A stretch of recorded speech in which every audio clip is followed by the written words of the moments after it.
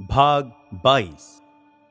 वैज्ञानिक चिंतक धन को कैसे देखता है। मान लीजिए आप सोने, चांदी, जस्ते, तांबे या लोहे की समृद्ध खदान खोज लेते हैं। क्या आप यह ऐलान करेंगे कि ये चीजें बुरी हैं? जाहिर है नहीं।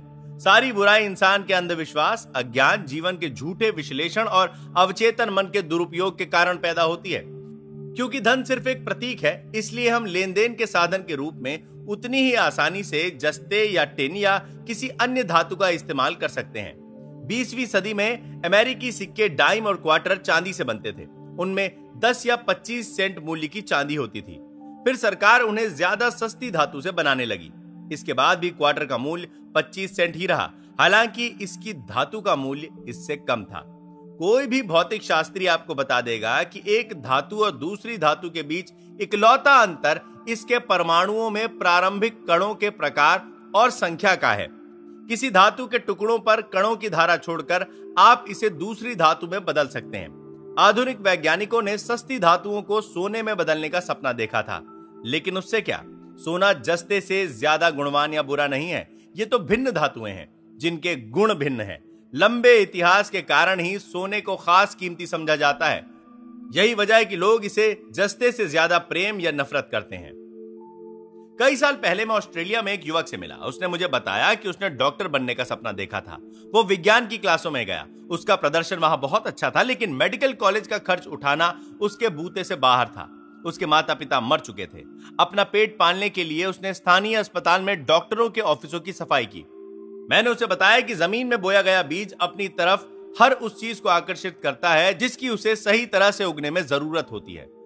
उस बीज से सबक लेना था और अपने अवचेतन मन में अपेक्षित विचार का बीज बोना था।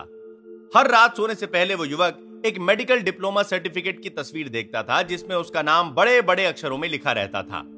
उसे डिप्लोमा की स्पष्ट व विस्तृत तस्वीर देखने में जरा भी मुश्किल नहीं हुई। वो दिन में डॉक्टरों के ऑफिसों में दीवारों पर टंगे फ्रेम किए हुए डिप्लोमा की धूल साफ करके उन्हें चमकाता था। उनकी सफाई करते समय वो उन्हें गौर से देखा करता था। लगभग 4 महीने तक हर रात वो तस्वीर वाली तकनीक आजमाता रहा। फिर जिस डॉक्टर के ऑफिस की वो सफाई करता था, उसने उससे पूछा कि क्या वो उसका सहयोगी बनेगा। डॉक्टर ने उसे एक प्रशिक्षण कार्यक्रम में भेजने का खर्च उठाया, जहां उसने चिकित्सा संबंधी बहुत सी योग्यताएं सीखी। इसके बाद डॉक्टर ने उसे अपना सहयोगी बना लिया। वो उस युवक की प्रतिभा और संकल्प से इतना प्रभावित हुआ कि उसने उसे बाद में मेडिकल कॉलेज भेजने में भी मदद की। आज वो युवक मॉन्ट्रियल, कनाडा में एक शीर्षस्थ डॉक्टर है। उस युवक को सफलता इसलिए मिली क्योंकि उसने आकर्षण का नियम सीख लिया था। उसने जान लिया था कि अपने अवचेतन मन का सही तरीके से प्रयोग कैसे करना है। इसमें युगों पुराना वो नियम शामिल है जो कहता है, अंत को स्पष्ट रूप से देखने के बाद आप उस अंत की प्राप्ति के साधन की इच्छा करते हैं। इस मामले में अंत डॉक्टर बनना था। वो डॉक्टर बनने की कल्पना कर सकता था, उसकी तस्वीर देख सकता था और उसकी वास्तविकता महसूस कर सकता था। वो इस विचार के साथ जिया, उसने इसे बनाए रखा, पोषण दिया और प्रेम किया।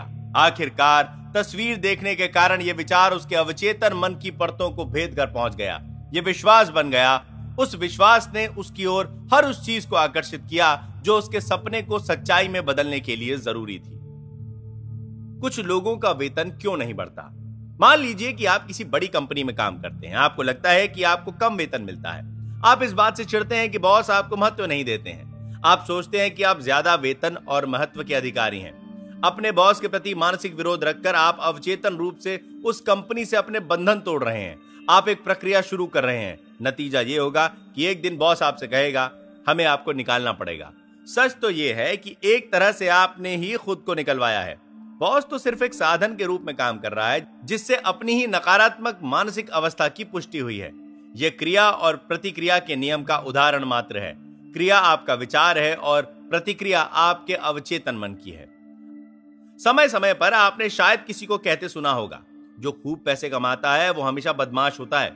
इस तरह से बोलने और सोचने वाला आमतौर पर वित्तीय बीमारी का शिकार होता है। शायद वो अपने पुराने दोस्तों के प्रति कटु और ईर्ष्यालु है, जो ज्यादा सफल एवं दौलतमंद बन गए हैं। अगर ऐसा है तो वो अपनी मुश्किलें खुद पैदा कर रहा है। उन दोस्तों के बारे में नकारात्मक विचार रखकर और उनकी दौलत की निंदा करके वो धन और समृद्धि को स्वयं से दूर कर रहा है। क्या आप किसी ऐसे व्यक्ति के पास रुकना पसंद करेंगे जो आपकी निंदा करता हो? जाहिर है कि नहीं। और धन व समृद्धि भी ऐसा नहीं करेगी।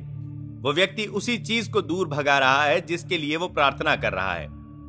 मैं चाहता हूं कि अब दौलत मेरी ओर प्रवाहित हो, लेकिन अगली ही सांस में वो कह रहा है उस आदमी की दौलत से मैं शुद्ध हूं। ये विरोध गरीबी और दुख की राह का सूचक है। ये ध्यान रखें कि आप दूसरे व्यक्ति की दौलत पर हमेशा खुश रहें।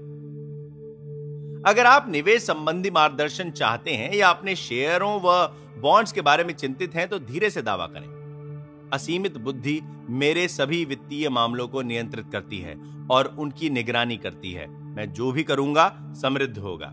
अगर आप इसे बार बार पूरी आस्था और विश्वास से कहते हैं तो आप पाएंगे कि आपका अवचेतन मन समझदारी भरे निवेशों की ओर उन्हें मार्गदर्शन देगा। यही नहीं, आपका नुकसान भी नहीं होगा, क्योंकि नुकसान होने से पहले ही आपको जोखिम भरे शेयरों को बेचने का संदेश मिल जाएगा। बिना दिए आपको कुछ नहीं मिल सकता। बड़े स्टोरों में पहरेदारों और जासूसों को रखा जाता है ताकि वे सामान चुराने वालों को रोक सकें। प्रत्येक दिन वे कुछ लोगों को चोरी करते हुए पकड़ते हैं। इस तरह की चोरी करने वाले अभाव और सीमा के मानसिक माहौल में जीते हैं। दूसरों से चुराने की कोशिश में वे अपनी ही शांति, श्रद्धा, आस्था, ईमानदारी, अखंडता, सद्भावना और विश्वास को चुरा रहे हैं। यही नहीं, इससे उनके अवचेतन मन में जो संदेश जाता है उससे उनका बहुत नुकसान होता है। चरित्र, छवि, सामाजिक प्रतिष्ठा और मानसिक सब कुछ का नुकसान। ये लोग ये नहीं समझते हैं कि उनका दिमाग कैसे काम करता है। उन्हें आपूर्ति के स्रोत में आस्था नहीं होती है। अगर वे मानसिक रूप से अपने अवचेतन मन की शक्तियों का आह्वान करें और दावा करें कि उनकी सच्ची अभिव्यक्ति हो रही है तो उन्हें सफलता व समृद्धि मिलेगी। फिर ईमानदारी, अखंडता और लगन से वे खुद को और समाज को लाभ पहुंचा सकते हैं। स्वतंत्रता, आराम और आवश्यक धन की सतत आपूर्ति आपके अवचेतन मन की शक्तियों को पहचानने में निहित है। यह आपके विचार या मानसिक छवि की रचनात्मक शक्ति को पहचानने में निहित है। अपने मस्तिष्क में समृद्धि से भरे जीवन को स्वीकार कीजिए। धन की मानसिक स्वीकृति और आशा का अपना गणित तथा अभिव्यक्ति का तंत्र होता है।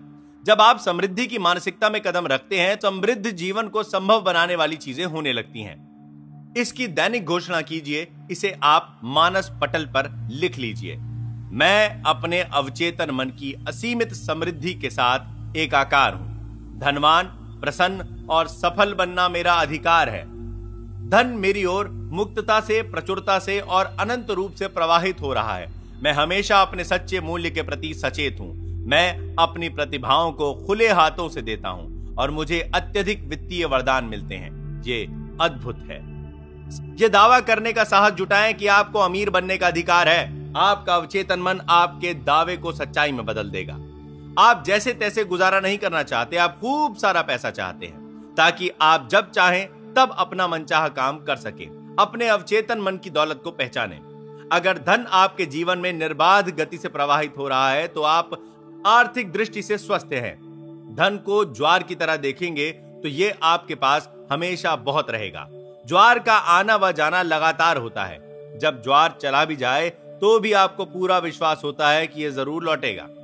अपने अवचेतन मन के नियम जानने के बाद आपको हमेशा धन मिलता रहेगा, चाहे यह किसी भी रूप में मिले। कई लोग अभाव में जीते हैं और उनके पास पर्याप्त धन नहीं होता है।